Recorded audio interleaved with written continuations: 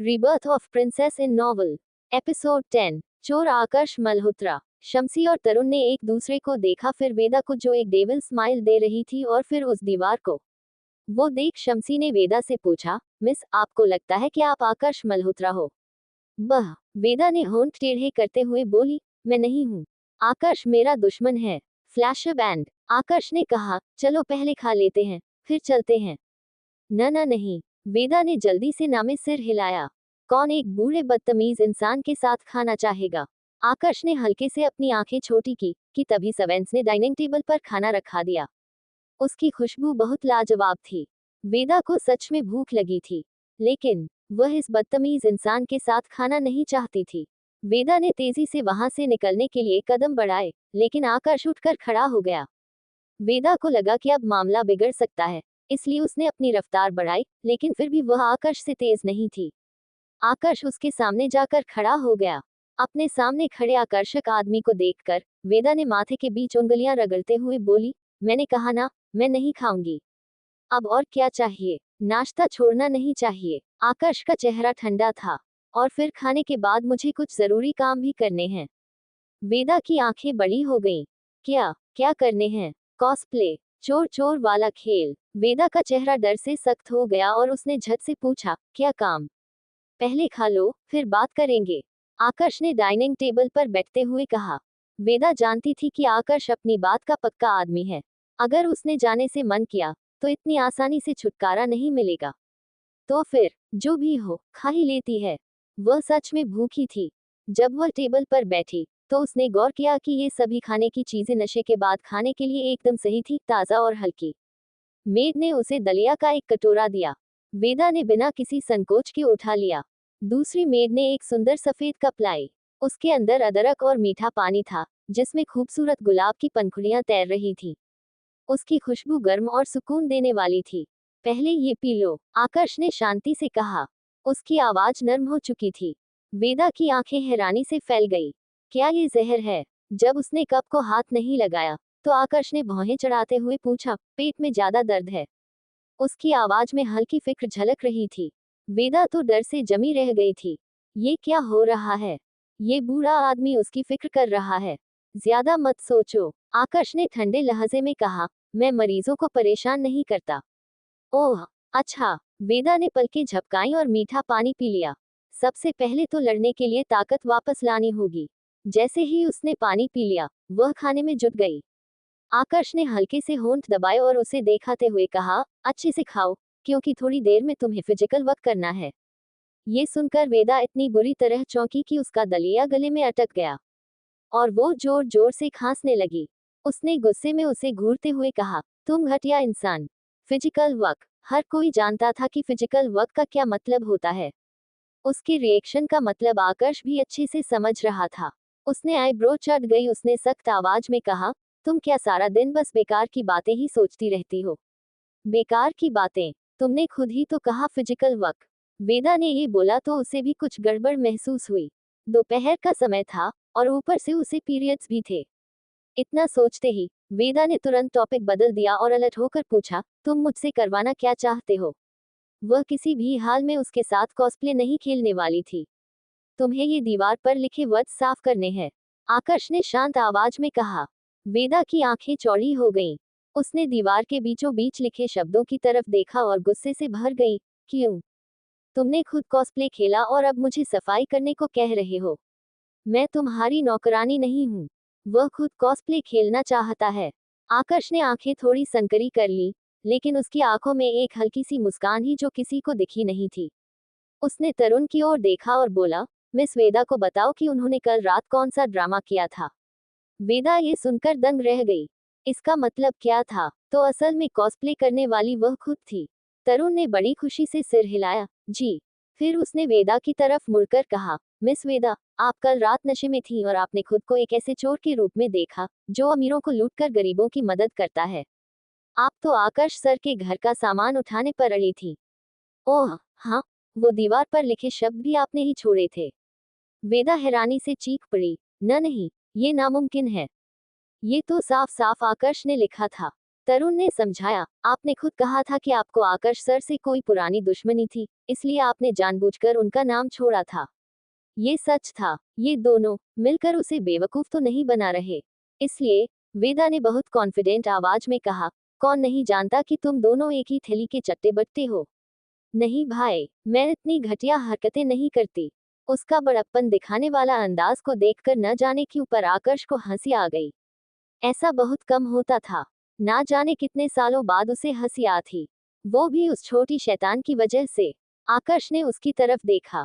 उसकी लंबी और पतली आंखें भले ही हमेशा की तरह ठंडी और बेरुखी थी, लेकिन उनमें हल्की सी हंसी की झलक थी जो आम लोगों की नजर में नहीं आती थी। उसने शांत लहजे में पूछा, तो क्या तुम फिर से यह कहना चाहती हो कि मैं तुम्हें सिर्फ इसलिए परेशान कर रहा हूँ क्योंकि तुम छोटी हो?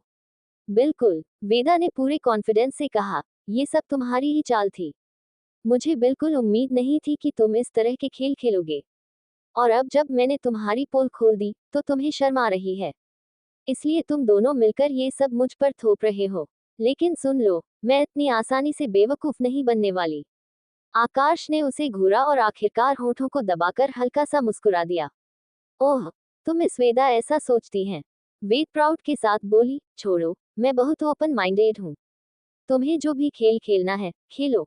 लेकिन अगर चाहते हो कि मैं किसी को कुछ न बताऊं, तो बदले में मुझे कुछ देना होगा। वेदा एक छोटी सी लालची लड़की थी। भले ही उसे पैसों की कोई कमी नहीं थी, लेकिन ज्यादा पैसे से कौन इनकार करेगा। वैसे भी आकाश के पास सबसे ज्यादा जिस चीज की कमी नहीं थी, वो था पैसा। इसलिए वेदा ने मौके का फायदा उठाकर उससे अच्छी रकम वसूलने की सोची।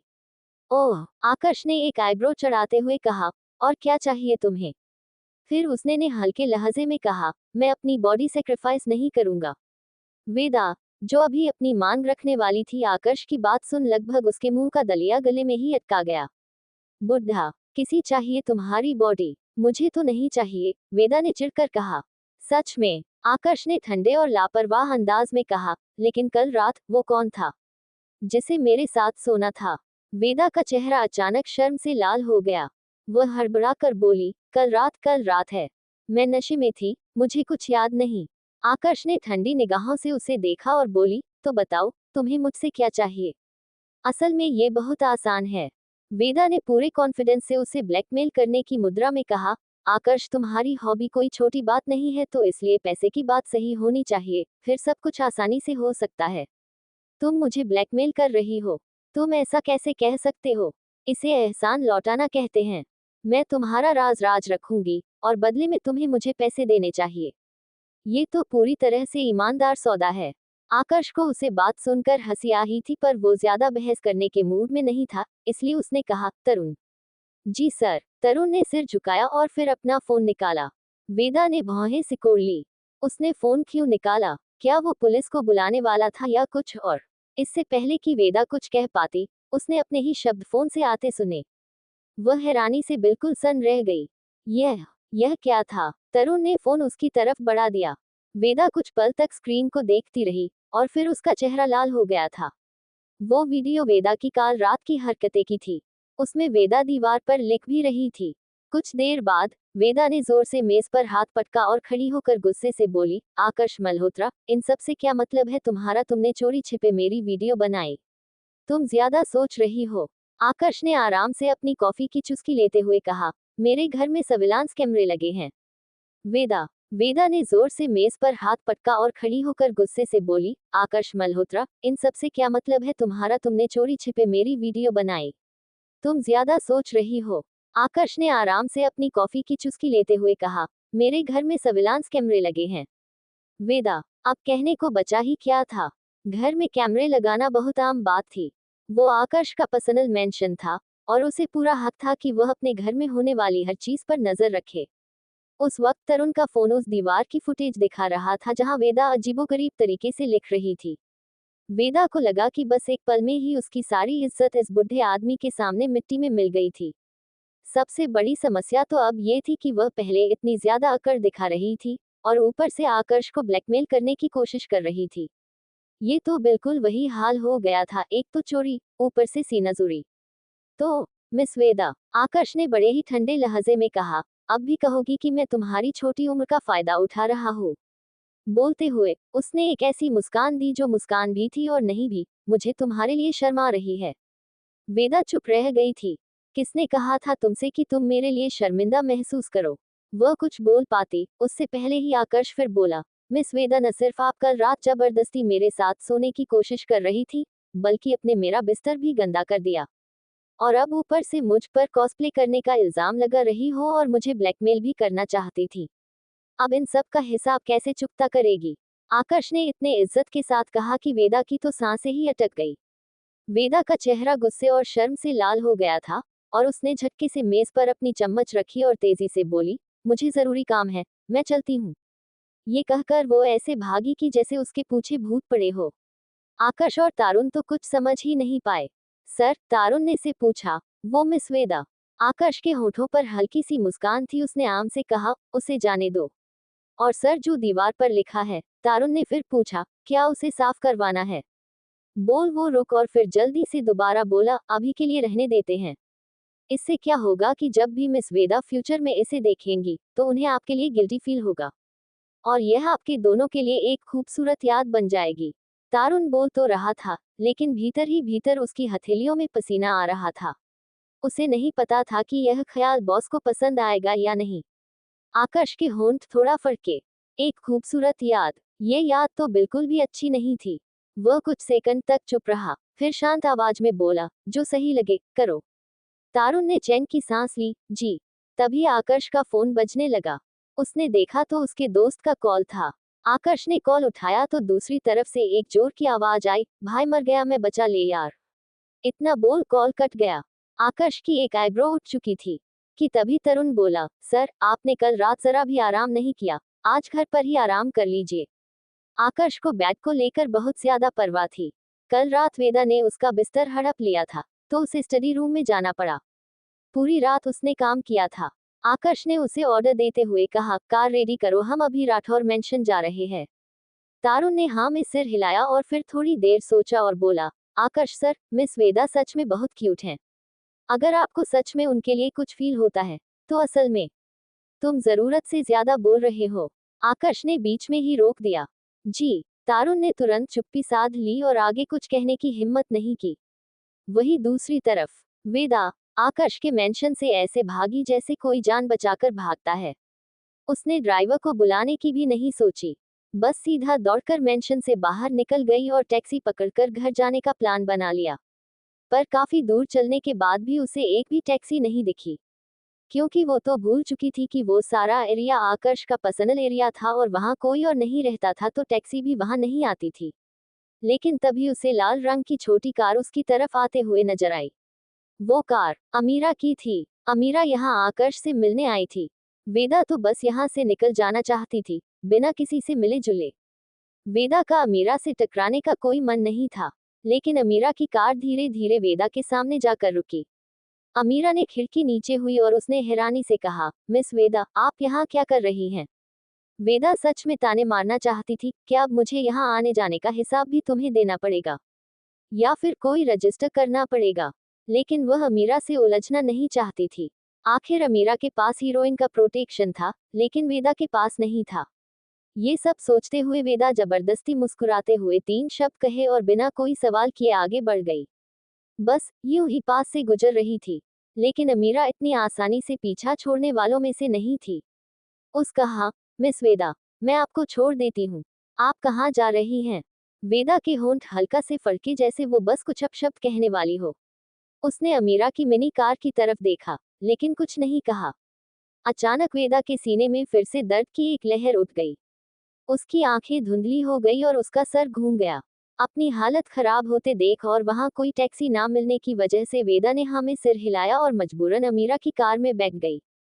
वेदा चुपचाप आंखें बंद कर कर बैठ गई। दोनों के बीच खामोशी छाई हुई थी। अमीरा की कार लगी दूर आ चुकी थी। वेदा चुप थी, पर अमीरा कहाँ चुप रहने वाली थी। वो बोली, मिस वेदा। वेदा। वेदा ने शांति से कहा तो अमीरा ने धीरे से सिर हिलाकर आगे कहा, वेदा, क्या तुम अभी भी? आकर्ष। वेदा ने एक गहरी सांस की और अपनी आंखें खोलकर अमीरा को देखते हुए बोली, अमीरा, मैं तुम्हारे और आकर्ष के बीच में नहीं आना चाहती, अब चाहिए तुम ये बात मनाओ या ना मानो। ये तुम दोनों का रिलेशन है, जैसे मर्जी तुम इसे हैंडल करो, अब मैं नहीं आऊंगी बीच में, बोल वेदा ने अमीरा की आंखों में देखा। वो जानती थी कि अमीरा और आकर्ष का रिलेशन फेक था। वो असल में बॉयफ्रेंड गर्लफ्रेंड नहीं थे, पर उसे ये भी पता था कि नोवेल में आगे जाकर दोनों सच में एक दूसरे के प्यार में पड़ गए थे। और अगर वेदा ने पहले वाली वेदा की तरह अमीरा और आकर्ष के बीच आने की कोशिश की तो वो सच में मारी जाएगी। अमीरा वेदा की साफ आंखें दंग रह गई थी। उसकी आंखों में सच्चाई साफ दिख रही थी। वो धीरे से कहा, वेदा, मैं और आकर्ष हम। उसकी बात में ही कट गई जब एक जोरदार हॉर्न उन दोनों के कान में गया। दोनों ने झटके से सामने देखा तो पाया कि सामने से दो ट्रक तेज स्पीड में आ रहे थे। अमीरा ने जल्दी से स्टीयरिंग व्हील घुमा और साइड में कार को मोड़ की, तभी उस साइड से एक कार आकर सीधा अमीरा की कार से जोर से टकरा गई। वो कार वेदा की साइड टकराई थी। दोनों कार की स्पीड बहुत तेज थी, जिस वजह से जोरदार टक्कर से अमीरा की कार पटल 2 बार पटल गई। वेदा का सर पहले विंडो में टकराया और फिर डैशबोर्ड में। अमीरा का सर भी पहले स्टीयरिंग व्हील से टकराया और फिर विंडो में। अमीरा की कार कोई महंगी कार नहीं थी जिसमें काफी सेफ्टी हो। कार की दोनों विंडो टूट चुकी थी। वेदा के सर से खान बहका उसके गालों पर आंखें में पूरे चेहरे से होते हुए टपक रहा था। यही हाल अमीरा का था। अमीरा ने आधी खुली आंखों से वेदा को देखा तो वेदा बेहोश हो चुकी थी और उसका पूरा सर चेहरा हाथ खून से सन चुके थे। अमीरा ने मुश्किल से आपका हाथ बढ़ाकर वेदा को छुआ और धीरे से उसके गले से आवाज निकली, वे दा। वेदा बेहोश हो चुकी थी, लेकिन उसके कानों में शोर गूंज रहा था। उसे लोगों की चीखें, गाड़ियों के हॉर्न, किसी के दौड़कर पास आने की आहट सुनाई दे रही ही। दर्द की एक लहर उसके पूरे शरीर में दौड़ गई थी। आसपास भीड़ इकट्ठा हो गई थी। एम्बुलेंस बुलाओ, किसी ने चिल्लाया, लेकिन वेदा अब कुछ भी साफ साफ सुन नहीं पा रही थी।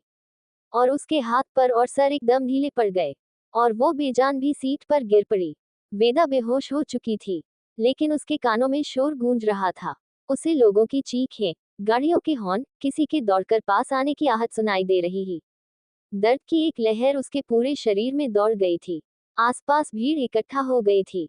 एम्बुलेंस बुलाओ, किसी ने चिल्लाया, लेकिन वेदा अब कुछ भी साफ साफ सुन नहीं पा रही थी। और उसके हाथ पर और सर एकदम ढीले पड़ गए और वो बेजान भी सीट पर गिर पड़ी।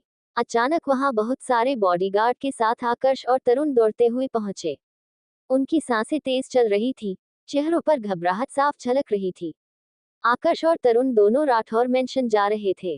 तब उन्होंने वेदा को अमीरा के साथ जाते देखा था और जब उन्होंने अमीरा की कार को ट्रक से टक्कर लगते देखा तो दोनों की सांसें अटक गई थी। तरुण ने कार फुल स्पीड में चला दी थी, लेकिन अमीरा की कार ट्रक से तो बच गई, लेकिन एक गाड़ी से टकरा गई। एक्सीडेंट होते देख आकर्ष की तो सांस ही अटक गई थी। उसका दिल एकदम से धड़कना बंद सा हो गया। वेदा, आकर्ष एकदम से चीख पड़ा और वह गाड़ी से निकालकर वेद की तरफ भागा। आकर्ष के सारे बॉडीगार्ड्स ने पूरे सीन को कर लिया था। आकर्ष ने जब वेदा को खून से लटपट बेहोश देखा उसका दिल एकदम से पसीज गया।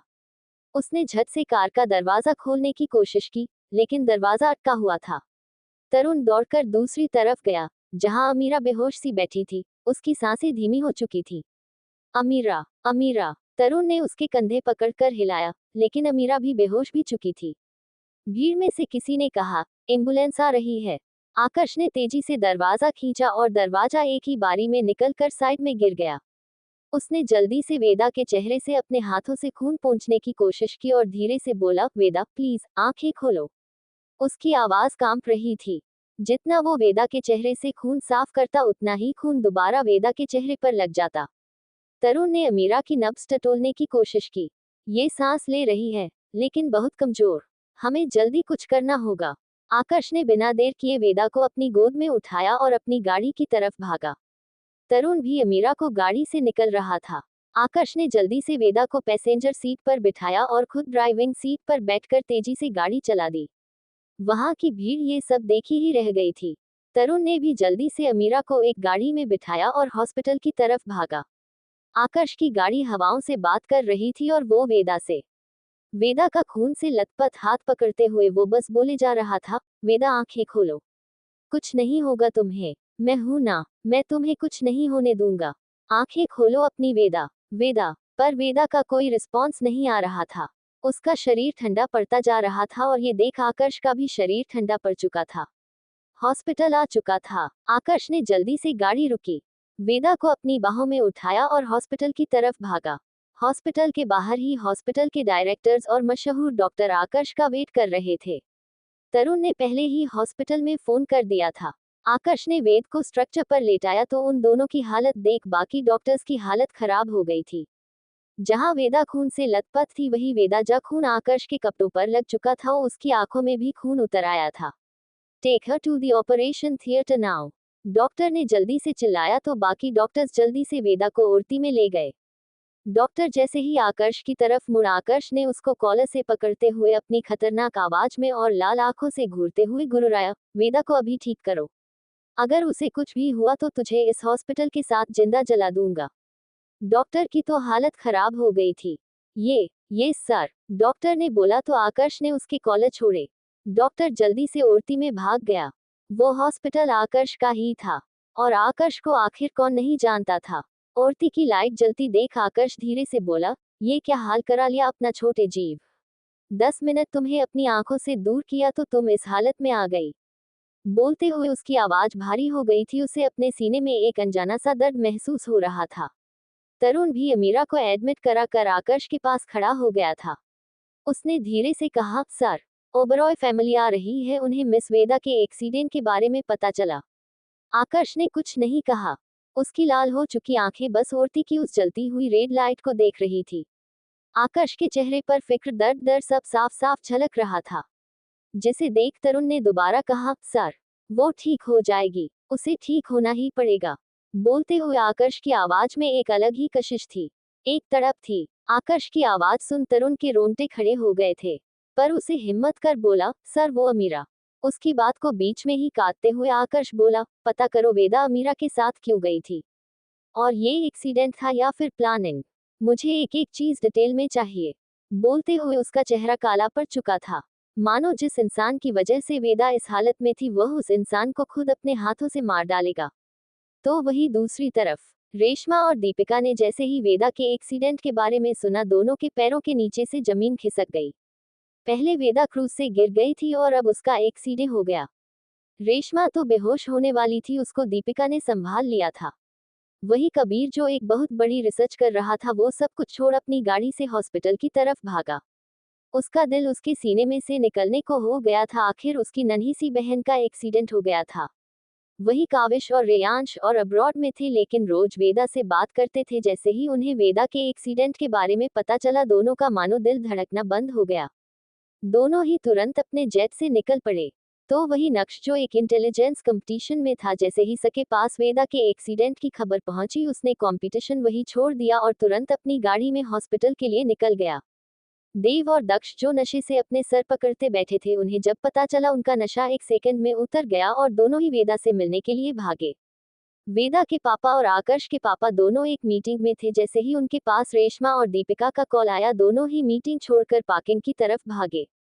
दोनों को जल्दी से जल्दी हॉस्पिटल पहुंचना था। वही ऑपरेटिंग थिएटर में वेदा की हार्ट बीट गिरती जा रही थी, उसकी सांसें धीमी होती जा रही थी। ये देख सब डॉक्टर्स के माथे पर पसीना आ चुका था। तो वही बाहर खड़ा आकर्ष, उसके सीने में अचानक एक अजीब सा दर्द उठ पड़ा। उसने अपने सीने पर हाथ रखा और तुरंत ही उसके मुंह से खून निकल पड़ा। ये देख तरुण घबरा गया, उसने जल्दी से आकर्ष को पकड़ा। सर आप ठीक है डॉक्टर, तरुण ने जोर से चिल्लाया। लेकिन आकर्ष को तो जैसे कुछ सुनाई ही नहीं दे रहा था। उसकी आंखें ओटी के लाल बल्ब पर टिकी हुई थी और उसकी आंखें धीरे धीरे धुंधली पड़ गईं। उसके मुंह से एक बार फिर खून निकल पड़ा। उसके सीने में एक अलग सा दर्द हो रहा था। ये देख तरुण घबरा गया, उसने जल्दी से आकर्ष को पकड़ा। सर आप ठीक है डॉक्टर, तरुण ने जोर से चिल्लाया। लेकिन आकर्ष को तो जैसे कुछ सुनाई ही नहीं दे रहा था। उसकी आंखें ओटी के लाल बल्ब पर टिकी हुई थी और उसकी आंखें धीरे धीरे धुंधली पड़ गईं। उसके मुंह से एक बार फिर खून निकल पड़ा। उसके सीने में एक अलग सा दर्द हो रहा था। ये देखकर तरुण का दिल जोर जोर से धड़कने लगा था। वह घबराहट में इधर उधर देखने लगा, लेकिन ऑपरेशन थिएटर के बाहर सिर्फ सन्नाटा पसरा हुआ था। तरुण को एक अनजाने डर ने जकड़ लिया था। डॉक्टर, कोई डॉक्टर बुलाओ, तरुण ने तेज आवाज में चिल्लाया। आकर्ष की सांसें धीरे धीरे लड़खड़ाने लगी थीं। उसकी आंखों में कुछ अजीब सा था, लेकिन उसकी निगाहें अब भी ओटी के लाल बल्ब पर टिकी थी, जैसे उसे किसी अदृश्य डर ने उसे जकड़ लिया हो। आकाश सर, नहीं, आपको कुछ नहीं होगा, बस रुको, तरुण ने कहा, लेकिन आकाश की पलकें धीरे धीरे झपकने लगी थी, जैसे उसकी पलकें भारी हो गई हो। तभी 4-5 डॉक्टर और 2 नर्सें भागते हुए आईं। क्या हुआ? डॉक्टर ने तेजी से पूछा। पूछते ही जैसे ही उन्होंने आकाश की हालत देख उसका खून ठंडा पड़ गया। अगर आकाश को कुछ हुआ तो वो लोग जिंदा नहीं बचेंगे, वो ये बता अच्छे से जानते थे। ऊपर से वो सब आकाश की बहुत इज्जत करते थे। सर को बहुत ज्यादा ब्लीडिंग हो रही है। कुछ बोल भी नहीं रहे। तरुण लगभग रोते हुए बोला। डॉक्टर ने बिना देरी किए आकाश को चेक किया और तुरंत नर्सों को स्ट्रेचर लाने का इशारा किया। हमें इन्हें तुरंत अंदर ले जाना होगा, डॉक्टर ने कहा। तरुण का गला सूख गया था। सर, प्लीज, आप मुझे छोड़कर नहीं जा सकते। उसकी आवाज कांप रही थी। वो तो ऐसे घबरा रहा था और बोल रहा था जैसे आकाश उसकी बीवी हो। भाई बॉस है वो तेरा। लेकिन आकाश की आंखें अब धीरे धीरे बंद होने लगी थी।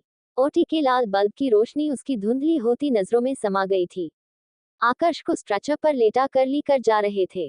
तरुण ने उसे हिलाते हुए डरते हुए कहा, बॉस बॉस, आपको कुछ नहीं हो सकता बॉस, आपके बिना मेरा क्या हुआ बॉस, अपनी आंखें खुली रखो बॉस। ऐसे ही पूरा दिन और पूरी रात निकल गई। अगली सुबह 4 बजे एक वाइप वार्ड में आकाश हॉस्पिटल बेड पर लेटा था। पर वो हॉस्पिटल बेड कम और 5 स्टार होटल का बेड ज्यादा लग रहा था। पूरे कमरे में धीमी सी लाइट छाई हुई थी। आकाश की घनी पलकें बंद थी। उसके हैंडसम फेस पर एक दर्द की लाइन खींची हुई थी। उसकी परफेक्ट और मस्कुलर बॉडी धीमी लाइट में भी बहुत अट्रैक्टिव दिख रही थी। उसका नाम आकाश एकदम परफेक्ट था, उसे देखकर कोई भी आकर्षित हो सकता था। वही थोड़ी दूरी पर काउच पर तरुण बैठे बैठे सो गया था। धीरे धीरे आकाश को होश आया और उसकी पलकें हिली और उसके मुंह से निकला, वेदा, वेदा। तरुण की नींद एकदम से टूट गई। उसने आंखें मली और फिर आकाश की तरफ देखा। आकाश को होश में देख तरुण उछलकर खड़ा हो गया। उसकी आंखों में खुशी के आंसू आ गए और वो भागकर आकाश के ऊपर कूद गया और खुश होते हुए बोला, बॉस, आपको होश आ गया, थैंक गॉड, मेरा तो दिल ही रुक गया था बॉस, मैं आपके बिना क्या करता।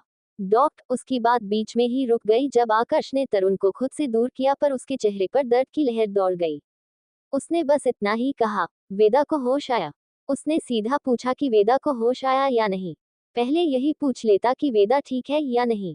पर भाई साहब को तो पूरा भरोसा था कि वेदा को कुछ नहीं होगा।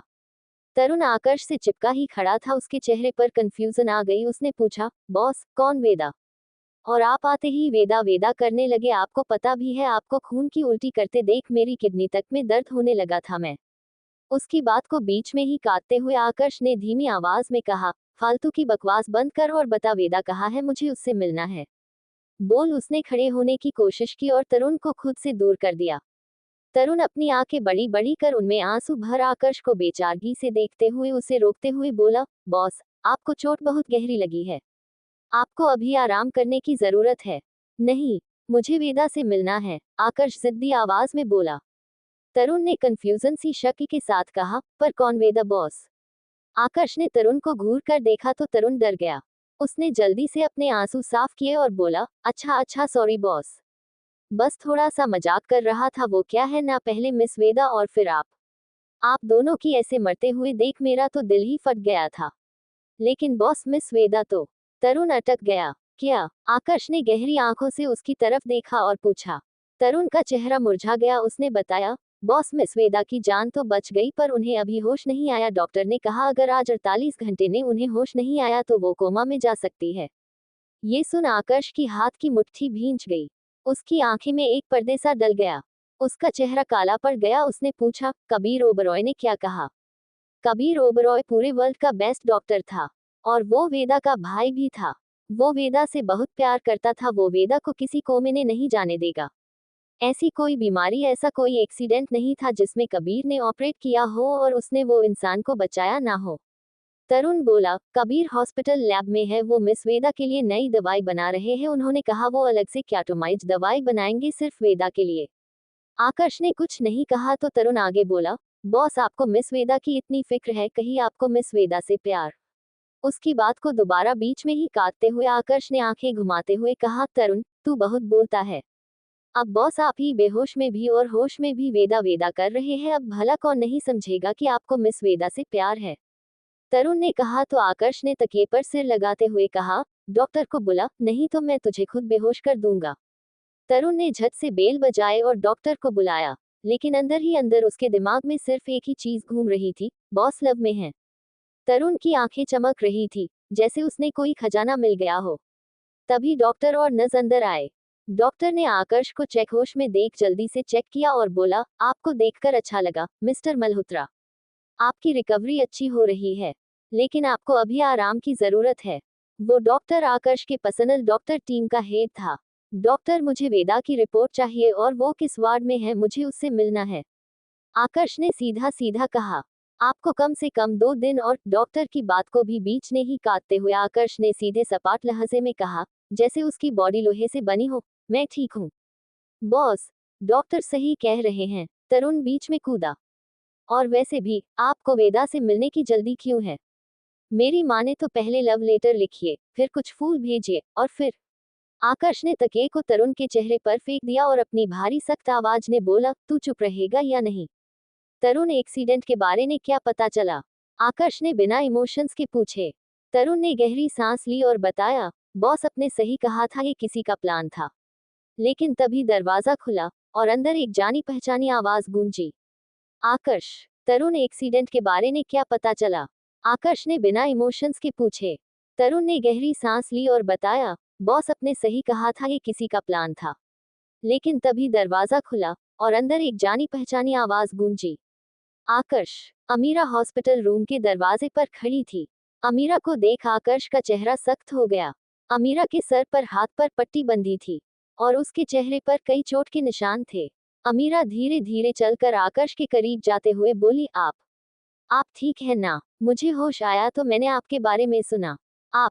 उसकी बात को बीच में ही काटते हुए आकर्ष ने अपनी सख्त आवाज में कहा, तुम्हें मेरी फिक्र करने की कोई जरूरत। बोल वो खड़ा हुआ, लेकिन उसका सर चकरा गया। आकर्ष ने खुद को संभाला और तरुण और अमीरा को भनक तक नहीं लगने दी। आकर्ष ने अपनी जिंदगी में बहुत कुछ देखा और झेला था, ये सब तो उन सब के सामने कुछ भी नहीं था। आकर्ष ने अपने हाथ से ड्रीप हटाए और डॉक्टर के साइड में से जाने लगा। वो डॉक्टर भी जानता था कि अगर आकर्ष को जाना है तो कोई उसे रोक नहीं सकता था। लेकिन तभी आकर्ष के कदम रुक गए जब अमीरा ने कहा, और वेदा, वो ठीक है ना? आकर्ष की मुट्ठियां भींच गई थी। उसकी आवाज भारी हो गई जब उसने कहा, तुम्हें वेदा की भी फिक्र करने की जरूरत नहीं है। बोल वो वार्ड से निकल गया। जाते जाते उसने तरुण की बात सुनी और उसे पता चला कि उसके बगल वाले वार्ड में भी वेदा थी। आकर्ष ने वेदा के वार्ड का दरवाजा आराम से खोला। पूरे कमरे में एक हल्की सी लाइट छाई हुई थी। पर्दे लगे हुए थे और बड़े से बेड कर वेदा लेटी हुई थी। कमरे में मशीनों की बीप बीप की आवाज गूंज रही थी।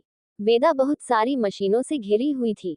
आकर्ष धीरे धीरे चलकर वेदा के पास गया तो उसकी नजरें वेदा ने मासूम और चोट लगे हुए नाजुक चेहरे पर रुक गई। उसने वेदा को इतने कमजोर और बेबस कभी नहीं देखा था।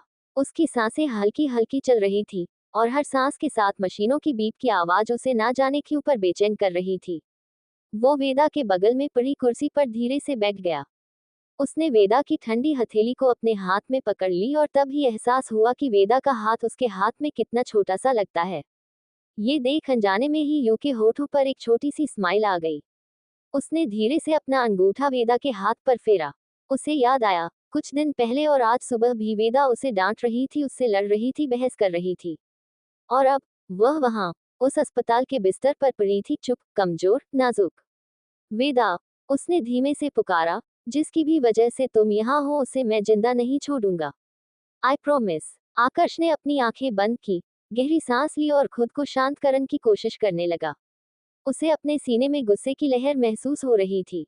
जिसने भी वेदा की ये हालत की थी उसे वो छोड़ने वाला नहीं था। वही वेदा जिसे होश नहीं आया था, वो एक अलग सी ही दुनिया में खोई हुई थी। वो एक बड़ी सी किताब पर खड़ी थी।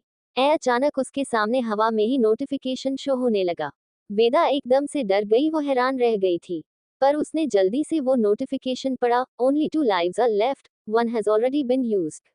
ये पढ़ते ही उसके मुंह से निकला, व्हाट द फक। तभी वो नोटिफिकेशन गायब हो गया। वेदा हैरान रह गई, वो चिल्लाई, हेलो, कोई है यहाँ? तभी उसके सामने एक और नोटिफिकेशन आया जिसमें 2 ऑप्शन थे, टॉक और रीड। वेदा ने टॉक पर क्लिक किया तो नया नोटिफिकेशन शो हुआ और उसमें एक वॉइस नोट चलने लगा। वेलकम वेदा, अब आपके पास सिर्फ 2 लाइफ बची है। एक लाइफ आप अपने एक्सीडेंट में गवा चुकी है, और अगर आपने ये दोनों लाइफ भी यूज कर दी तो आप सीधा नोवेल पर based game thorns of roses में पहुंच जाओगी। ये सुन वेदा के चेहरे का रंग उड़ गया था। वो उस गेम के बारे में अच्छे से जानती थी। वॉइस नोट: ये गेम नोवेल के बिल्कुल उल्टा है। जहां नोवेल में वेदा सबकी फेवरेट है, वहीं गेम से अमीरा सबकी फेवरेट है, और वेदा एक विलेन जिससे ना कोई प्यार करता और ना फिक्र, जिसकी हर कदम पर एक नई मौत है। वेदा का सर घूमने लगा था। नहीं, वो इस गेम में नहीं जानना चाहती थी। उसे अपनी 2 लाइफ संभाल कर रखनी होगी। वो ऐसे नहीं मर सकती। बेस्ट ऑफ लक, बोल वॉइस नोट गायब हो गया। वेदा अचानक एक अलग जगह पहुंच गई थी। वहां बस दूर दूर तक गार्डन दिख रहा था। वो बीचों बीच खड़ी थी। उसके आसपास बस फूल पौधे और गार्डन ही थे। वो जगह किसी जन्नत से कम नहीं लग रही थी। पर पूरे दिन रात वही रहना, ना कोई बात करने को, ना कोई अपना, ना कुछ खाने को, ना पीने को, तो क्या वो जन्नत ही लगेगी। 3 दिन बाद, तरुण, यस बॉस, बोल। तरुण ने एक गन आकर्ष की तरफ बढ़ा दी। आकर्ष ने गन ली और अपने सामने पड़े 3 आदमियों में से एक आदमी के सीधा सर में गोली मार दी। वो आदमी वहीं गिरकर मर गया। बाकी के 2 आदमियों, जिनकी हालत पहले ही पीटकर खराब थी, उनकी और ज्यादा हालत खराब हो गई। वो गिड़गिड़ाते हुए बोला, सर, हमें माफ कर दीजिए, प्लीज सर। सर, हमने सब बता दिया है। हमें और कुछ नहीं पता। सर, मेरी वेदा पर नजर नहीं डालनी चाहिए थी, बोल। आकर्ष ने उन दोनों के माथे से भी गोली निकल दी। वही तरुण को तो जैसे ऐसे खून खराबे से फर्क ही नहीं पड़ा रहा था। आदत पड़ चुकी थी उसे तो। लेकिन जिस बात से वो हैरान था वो ये थी कि आकर्ष ये सब वेदा के लिए कर रहा था। वही आकर्ष के सर पर तो खून सवार था। उसे तो गुस्से में ये भी नहीं पता था कि उसने अभी अभी वेदा को अपनी वेदा कहा था। आकर्ष ने गन तरुण को दी और वहां से अपनी गाड़ी में निकल गया। तरुण बेचारगी से अपना सर हिलाते हुए बोला, मैं तो बॉडी को ठिकाने लगाते लगाते थक गया, बोल। उसने बॉडीगार्ड्स को इशारा किया और सारे गार्ड्स काम पर लग गए। करीबन 2 घंटे बाद, आकर्ष अपने आलीशान केबिन में बैठा था। पूरा केबिन ग्रे, ब्लैक और गोल्ड में था। सारी गोल्डन चीजें रियल गोल्ड की थी और शाइनी चीजें डायमंड की। तरुण जैसे ही केबिन में आया, आकर्ष से उससे पूछा, वेदा को होश आया? नहीं सर, उन्हें अभी तक होश नहीं आया, बोलते हुए तरुण थोड़ा उदास हो गया था। ये सुन आकर्ष ने अपनी आंखें बंद कर ली और अपना सर चेयर से टिका दिया। उसे खुद नहीं पता था वो क्यों वेदा के होश में आने का वेट कर रहा था और उसे क्यों फर्क पड़ रहा था। वो तो वेदा से नफरत करता था ना, फिर अब ये सब क्यों हो रहा था? नहीं सर, उन्हें अभी तक होश नहीं आया, बोलते हुए तरुण थोड़ा उदास हो गया था। ये सुन आकर्ष ने अपनी आंखें बंद कर ली और अपना सर चेयर से टिका दिया। उसे खुद नहीं पता था वो क्यों वेदा के होश में आने का वेट कर रहा था और उसे क्यों फर्क पड़ रहा था। वो तो वेदा से नफरत करता था ना, फिर अब ये सब क्यों हो रहा था? अगले दिन, हॉस्पिटल में, कबीर जो 4 दिन से सोया नहीं था, वो वेदा के पास बैठा उसे इंजेक्शन लगा रहा था। कबीर ने प्यार से वेदा का सर सहलाया, बोला, गेट अप किडो। वेदा की पलकें हल्की सी हिली, पर उसने आंखें नहीं खोली। कबीर की आंखों के नीचे काले घेरे साफ दिख रहे थे, पर उसकी आवाज में वही नरमी थी, वही प्यार था। तू इतनी जिद्दी क्यों है? हाँ, उसने धीरे से मुस्कुराते हुए कहा, तू नहीं उठेगी तो मैं किससे लड़ूंगा? उसने इंजेक्शन की नीडल हटाई, रुई से वेदा का हाथ दबाया और थोड़ी देर यूं ही उसका हाथ थामे बैठा रहा। पता है, 4 दिन से तू बोल नहीं रही, पर जब तू उठेगी ना तो मैं तुझे चुप नहीं करा पाऊंगा। उसने अपने फोन में वो पुरानी तस्वीर निकाली जिसमें वेदा की हंसी पूरे कमरे को रोशन कर रही थी। उठ भी जा, वेदा। उसकी आवाज टूटने लगी थी। मैं यही हूँ, बस एक बार आंखें खोल दे, किड्डो। वेदा की उंगलियों में जरा सी हरकत हुई। ये महसूस कर कबीर का दिल धक से रह गया था। आज तक उसने लोगों को मौत के मुंह से भी निकल कर ले आया था, पर उसे कभी इतनी खुशी, इतना डर नहीं लगा जितना उसे वेदा के लिए लग रहा था। वेदा की हिलती उंगलियां देख उसके दिल की धड़कनें तेज हो गई थी। वेदा, उसने फुसफुसाया। उसकी आंखें उम्मीद से चमक उठी थी। कबीर उसकी उंगलियां थामे बैठा रहा, मानो डर हो कि अगर छोड़ा तो सब कुछ एक सपना बन जाएगा। वेदा की पलकें फिर से कांपी, और इस बार उसने धीरे धीरे आंखें खोली। कमरे की तेज रोशनी से उसकी आंखें थोड़ी सिकुड़ गईं। सने दोबारा आंखें बंद की और खोली तो कबीर ने उसकी आंखों के ऊपर अपना हाथ लगा दिया, जिससे लाइट सीधा वेदा की आंखों में ना चुभे। वेदा ने नजरें घुमाई और सामने कबीर का चेहरा देखा, थका हुआ, पर उसकी आंखों में वही जाना पहचाना सुकून था। कबीर, वेदा की आवाज बस एक सरसराहट थी। उसकी आवाज कर्कश हो चुकी थी। कबीर का दिल जैसे रुककर चल पड़ा था। वो हल्के से हंसा, आंखें भीग गईं। ओए किड्डो, तूने तो डरा ही दिया था यार। वेदा ने एक थकी हुई मुस्कान दी। कितने दिन हुए? 4, कबीर ने धीरे से कहा तो वेदा अपनी नहीं बल्कि अपने भाई की फिक्र करते हुए बोली, और तुम 4 दिन से नहीं सोए? सोता कैसे? कबीर ने उसका माथा चूमा और बोला, तेरे बिन तो नींद भी रूठ जाती है। वेदा की आंखों में आंसू थे, लेकिन वो मुस्कुरा रही थी। 4 दिन उसने एक जन्नत जैसे गार्डन में बिताए थे, लेकिन वो जन्नत उसे पनिशमेंट से कम नहीं लग रही थी। ऊपर से वो वहां रहकर कुछ सोच भी नहीं पा रही थी। मैं वापस आ गई। कबीर ने उसका हाथ और कसकर थामा और बोला, हाँ, और अब मैं कहीं नहीं जाने दूंगा। कमरे में फिर से बीप की आवाज गूंजी, मगर अब वो किसी डर की नहीं, किसी राहत की गूंज थी। वही दूसरी तरफ आकाश अपने मेंशन में सोफे पर बैठा कॉफी पी रहा था। तभी वहां तरुण भागता हुआ आया। उसे देख आकाश से पूछा, क्या हुआ? सर, मिस वेदा को होश आ गया। तरुण ने लंबी सांस लेते हुए कहा।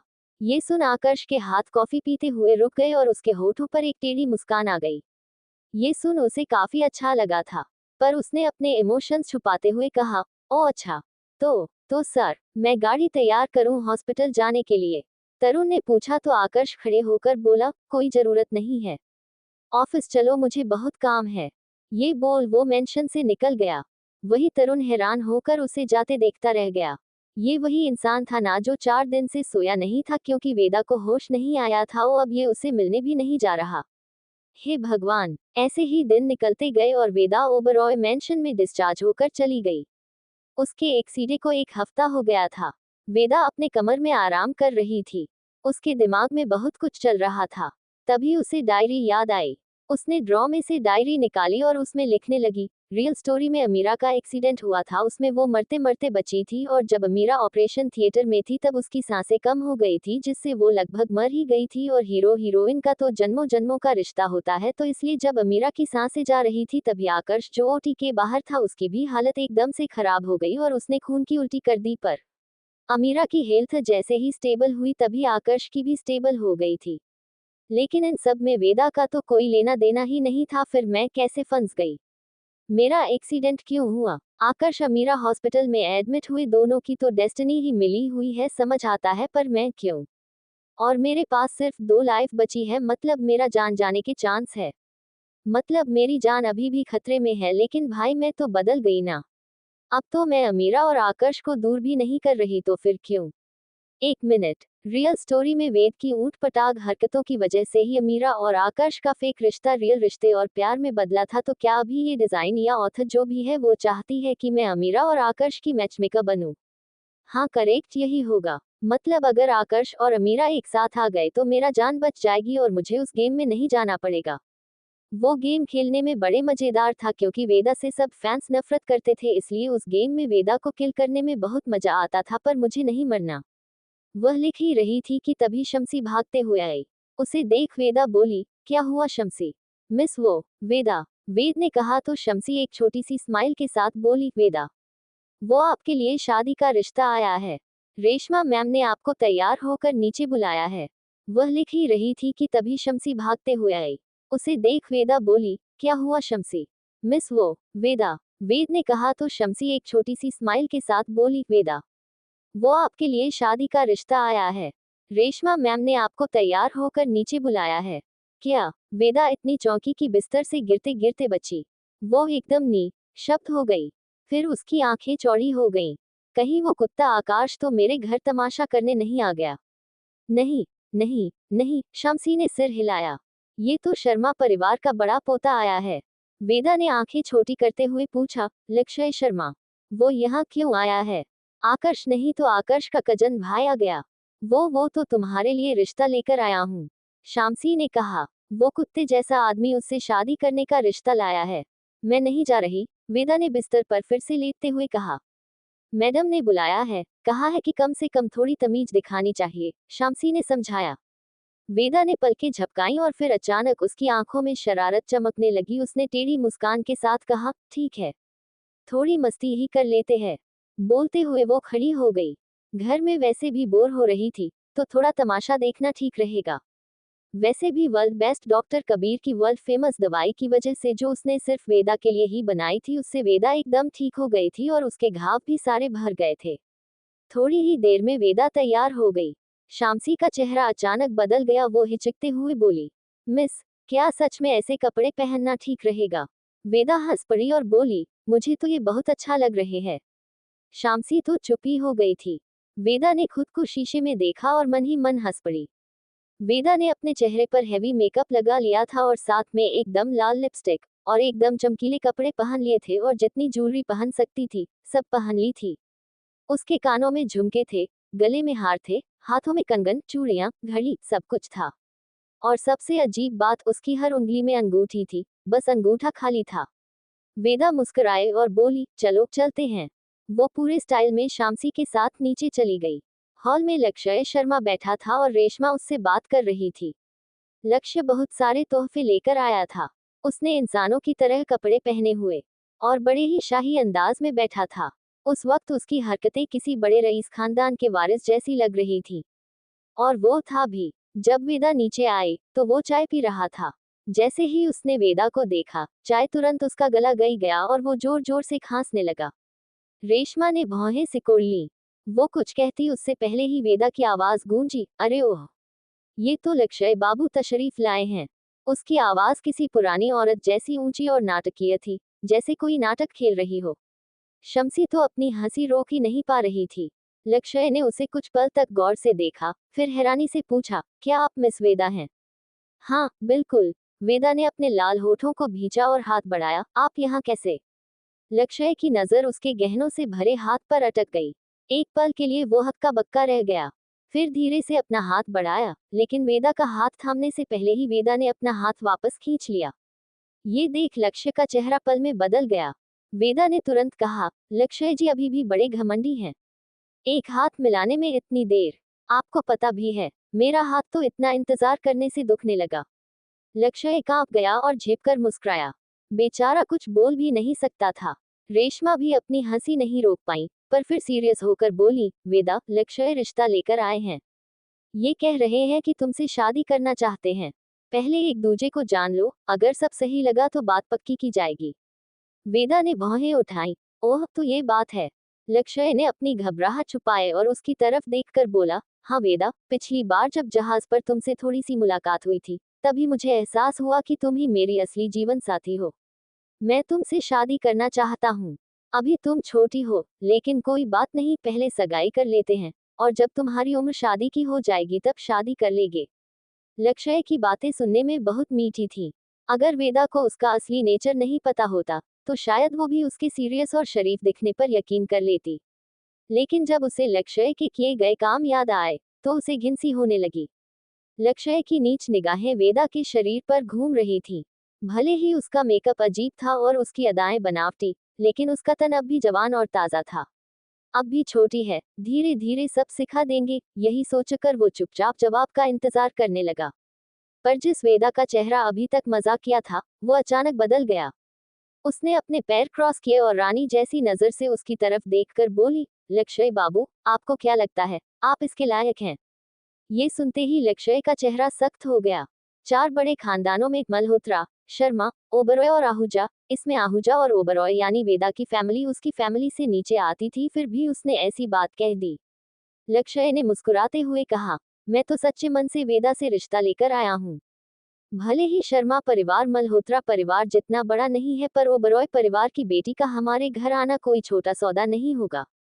वेदा भी मुस्कुरा कर बोली, लक्ष्य बाबू की सोच बहुत समझदारी भरी है, लेकिन मैं जब जीवन साथी चुनती हूँ, तो तीन चीजें जरूरी देखती हूँ। एक, वो सबसे ज्यादा स्ट्रांग हो। दो, सब में सबसे अलग हो, लाइक ड्रैगन अमंग मैन। और तीन, वफादार हो। आपकी तो पूरी कंट्री में गर्लफ्रेंड्स घूमती हैं, अब आप मुझे पत्नी बनाने आए हैं। लक्ष्य एक सेकंड के लिए चुप हो गया था, पर फिर बोला, वो सब तो बस बाहर की अफवाहें हैं। लक्ष्य अब भी शांत दिख रहा था।